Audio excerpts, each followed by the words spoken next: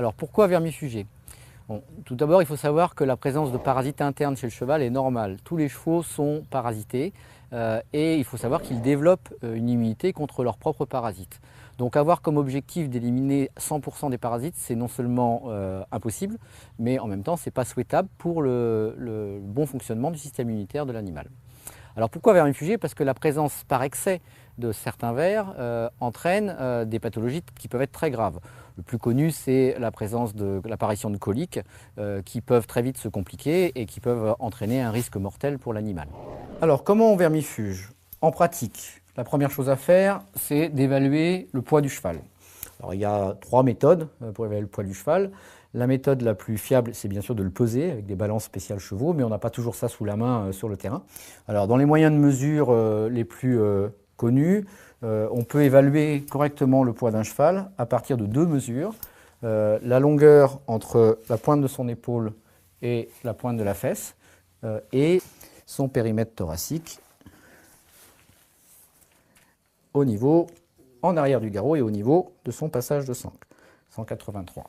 Ensuite, avec une calculatrice portable ou un téléphone, on peut évaluer par une petite formule mathématique le poids approximatif du cheval. Vous voyez, par exemple, sur ce cheval, d'après cette méthode d'évaluation, il est évalué à peu près 417 kg. D'expérience, je dirais que c'est tout à fait cohérent, étant donné l'état d'embonpoint et la taille de ce cheval. Il y a des éléments très simples de prévention. D'abord, un cheval qui vient d'être vermifugé va excréter des vers. Donc il va recontaminer son environnement, sa pâture ou son box. Dans les 3 jours qui suivent l'administration du vermifuge, il est fortement conseillé soit de ramasser les crottins, soit à minima, à l'aide d'engins de type herse ou avec un broyeur, d'étaler au maximum les crottins enrichis en vers, de façon à ce que les larves soient le plus éliminées possible, puisqu'elles se développeront plus facilement si les crottins sont en amas. Donc une fois qu'on a bien vérifié qu'il n'y avait plus rien dans la bouche du cheval, de façon à ce qu'il puisse ingérer correctement la pâte vermifuge, on utilise donc des seringues prédosées que l'on va régler en fonction du poids du cheval. Alors sachant qu'on a toujours tendance à surévaluer d'environ 10 à 15% le poids du cheval pour être sûr de ne pas être en sous-dosage, puisque le sous-dosage de vermifuge est un des facteurs importants de l'apparition des résistances chez les vers. Donc là, je vais régler le système de dosage de la seringue. Et pour l'administrer, il suffit de se mettre, alors si on est droitier comme moi, par le côté droit de la bouche du cheval, de légèrement lui faire ouvrir la bouche, d'introduire la seringue bien sur la langue, de dépasser le petit renflement de la langue qui est tout au fond, et une fois qu'on est bien à cet endroit-là, d'aller mettre la patte au-dessus de la langue. Ensuite, le cheval va mâchouiller. Les pattes sont faites spécifiquement pour que l'animal ne puisse pas les recracher, sauf encore une fois s'il a beaucoup d'aliments dans la bouche. Et il les avale très rapidement et sans aucune difficulté. Bien évidemment, selon les types de chevaux et selon les saisons, on ne va pas utiliser les mêmes vermifuges. On ne va pas non plus utiliser toujours la même molécule pour éviter les phénomènes de résistance. Tout ceci se raisonne sur un programme de vermifugation qu'il convient de mettre en place en fonction de l'effectif, du risque d'infestation, du mode de vie de l'animal et à convenir en discutant avec le vétérinaire traitant de votre élevage.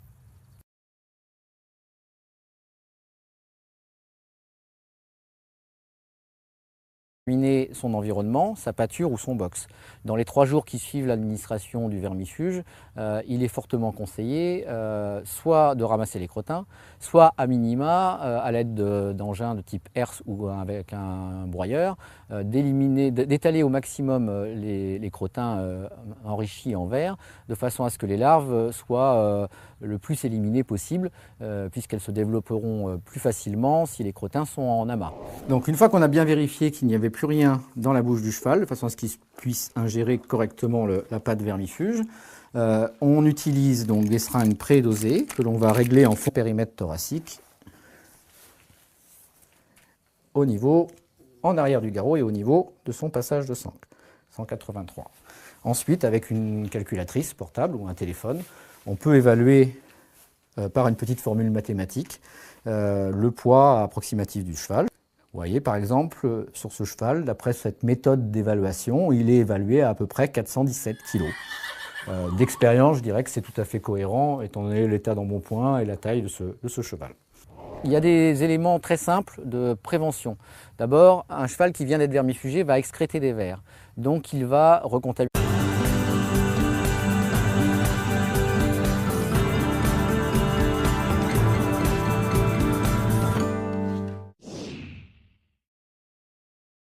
Alors pourquoi vermifugé?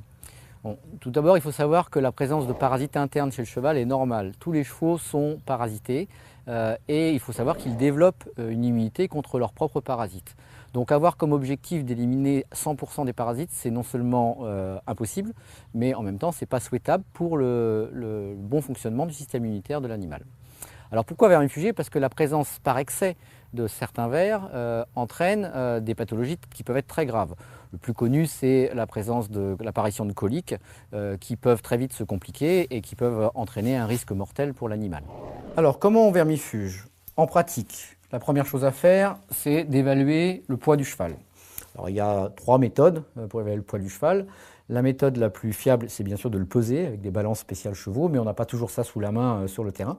Alors dans les moyens de mesure les plus connus, on peut évaluer correctement le poids d'un cheval à partir de 2 mesures.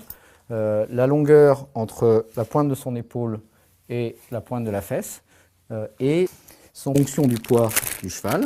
Alors sachant qu'on a toujours tendance à surévaluer d'environ 10 à 15% le poids du cheval pour être sûr de ne pas être en sous-dosage, puisque le sous-dosage de vermifuge est un des facteurs importants de l'apparition des résistances chez les vers. Donc là, je vais régler le système de dosage de la seringue. Et pour l'administrer, il suffit de se mettre, alors si on est droitier comme moi, par le côté droit de la bouche du cheval, de légèrement lui faire ouvrir la bouche, d'introduire la seringue bien sur la langue, de dépasser le petit renflement de la langue